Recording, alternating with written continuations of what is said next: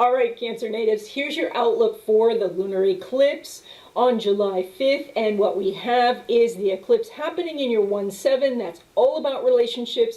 And so the focus of this is on other people. So how the lunar eclipse works is that the moon, which is what you need, and the sun, which is that sense of identity that you have, is blocked by the earth. And the earth is all the mundane things you have to do, the laundry, mowing the lawn, getting to your job, etc. So that is in your way of these great relationships. And so what happens with the lunar eclipse is the need feels overwhelming, and so you make some changes.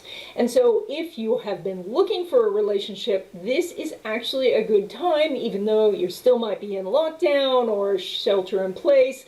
And so you may be forced to do stuff just online, or just through text or something like that, but you can still make progress here through these different mediums. And what the eclipse says is, if you've been hesitating doing online, then you want to take that step, because that's a little outside your comfort zone.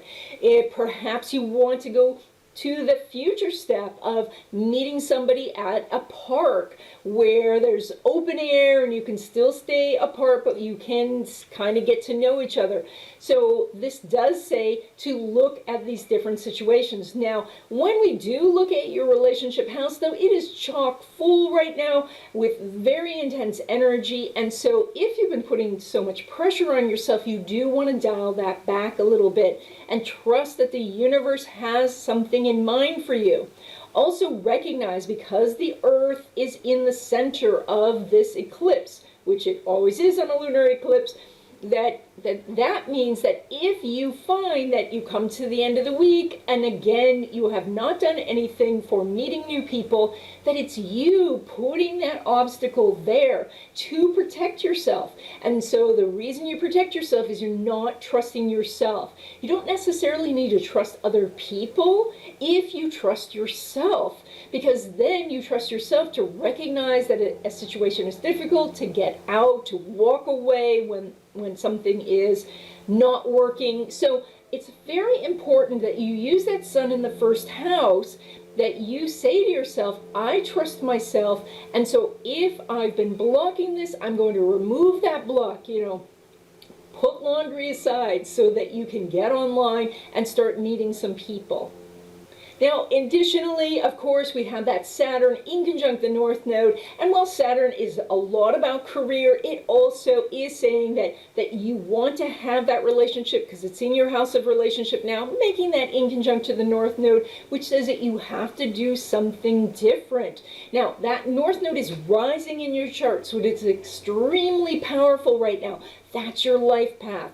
So if you feel that your life path says, I'm going to be in this great relationship, then look around and say, all right, what's the uncomfortable thing that I need to do to make myself move forward on this? Now, because it's Saturn North Node, it also is about your career. And so the same thing applies. If you don't like networking, or you're not good at networking, or if just reaching out to people feels uncomfortable, I'm sorry to say that is your ticket. That's the way to move forward, is to reach out in a Saturn and Capricorn way. So that is in a respectful, kind, appreciative way. And when you do, the people whose charts connect with yours are going to make a connection with you, and that's going to help you in the future. Cancer natives are very fortunate that Mars is now in Aries, and it's going to be there for the rest of the year, and it's in your house of career. So we have some really good things happening in your career. That means that you could get a new job if you wanted, get a new position, get a promotion, because there's so much action and activity here. Now, this Mars is going to go retrograde around September 9th, and then we have you possibly returning to something you've done before, or perhaps if you have been thinking about getting a new job and then not doing much about it, maybe at that point you decide that you are going to try and move forward on it. But this Mars is going to be around. It says you're taking direct action. It also does say that supervisors and managers and people like that are going to see you, and they are going to help you and they are going to find what you're doing well and give you more of that. So when we look at your home and family, that's ruled by that Venus in the 12th house.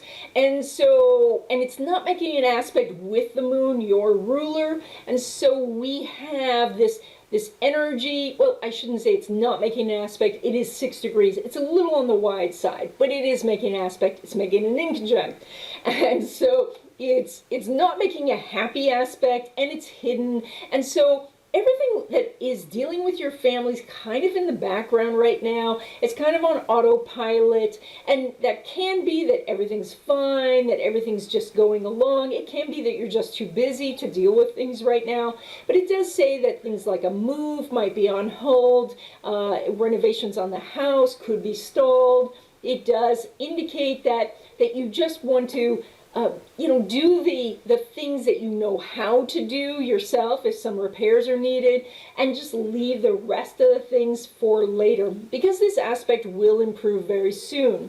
Now, this also does say that when it comes to the relations with your family, the things that are happening in the privacy of your own home are really good. It is less about that and more about meeting new people.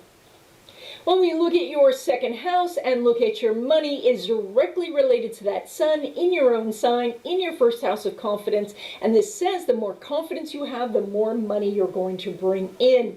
The sun, of course, is part of the eclipse, so it is asking you to shine a spotlight on your money. That is to pay attention to what is going out, what is coming in, and as you do, more money can happen. It also does say to look at where you've kind of put a little glass ceiling in your life, where you tend to maybe get a certain amount in your savings, and then suddenly you have some issue and all that goes away, or that you tend to go to a certain level of income and it never seems to budge from that. This takes some conscious clearing of the blocks, where you have this sort of energy of not feeling like you completely deserve to have more. And so there's lots of different modalities for clearing blocks, like tapping, self-hypnosis, and things like that. So I really recommend you doing something like that. When it comes to passive income sources, it's very interesting because your ruler of your passive income sources is in the 11th house of money derived from career, and the co-ruler is in the 7th house. So it does say that the more you connect with other people, the more money you're going to make. That is, go find people who are doing what you want to do and listen to their videos or meet them in person, virtually, of course, these days, and also to read the books that they've written and things like that. Find respected others to help you learn how to create passive income sources. This also does say that some money is coming through the partnership that you already have. That could be through a spouse or through a family business. And then the Uranus in that 11th house says friends, groups, organizations can also bring you money. So that's basic networking. Your money derived from career both has the Uranus in it and is pulling money from that Venus in your 12th house. And so the spiritual component is really going to help. That is to visualize that income is coming in before that you actually post for the job, or that visualize that your paycheck is steady or that your paycheck is growing because you're getting more hours. Both of those things help. That could be lighting candles, doing prayer, doing a meditation. But if you do the spiritual component, it can really help.